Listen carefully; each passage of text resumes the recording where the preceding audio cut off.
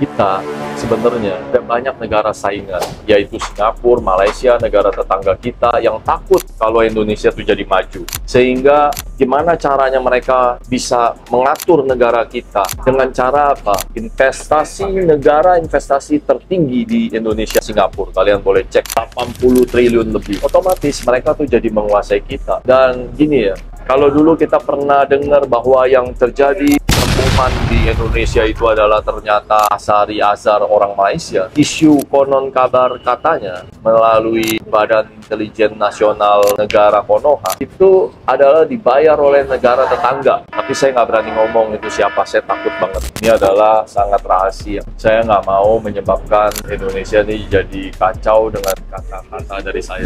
Jadi anggap aja semua ini adalah bohong, dongeng. Nah, untuk itulah negara tetangga tuh berusaha menyusup melalui pemerintah kita. Mereka bisa masuk sponsorin anggota DPR. Jadi siapa yang mau jadi kamu butuh kekuatan dana, semua dikasih sumbang. Yang penting setelah kamu masuk, kamu tuh harus balas budi. Mereka akan atur semua aturannya. Mereka mau supaya peraturan-peraturan ini dibuat supaya Indonesia tuh jadi susah nanti akhirnya. Nggak bisa bersaing sama negara tetangga kita. Contoh ya, dulu nih di Indonesia setiap Sabtu tuh hari kerja.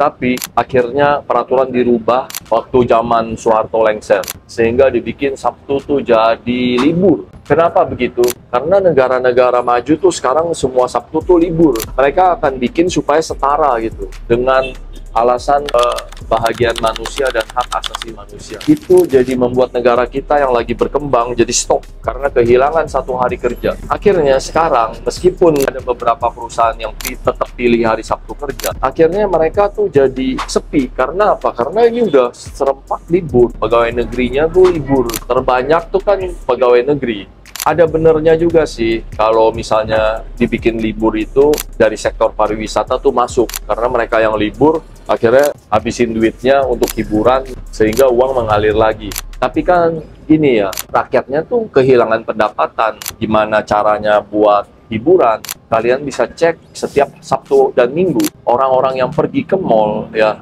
mereka tuh nggak belanja, mereka tuh makan, mereka tuh cuman jalan-jalan aja. Kalian boleh tanya dari semua pemilik mall dan teman-teman kalian yang kerja di mall. Yang belanja tuh jarang gitu loh. Jadi kalau kalian pikir dengan hari libur uang akan berputar lagi, ternyata tuh enggak. Yang bener tuh adalah gini, harus nabung dulu, kerja dulu yang banyak. Setelah itu pasti bisa rakyatnya tuh konsumtif, belanja. Karena kalau uangnya tuh tersimpan banyak, mereka udah merasa aman, mereka akan sisihin uang untuk buat belanja.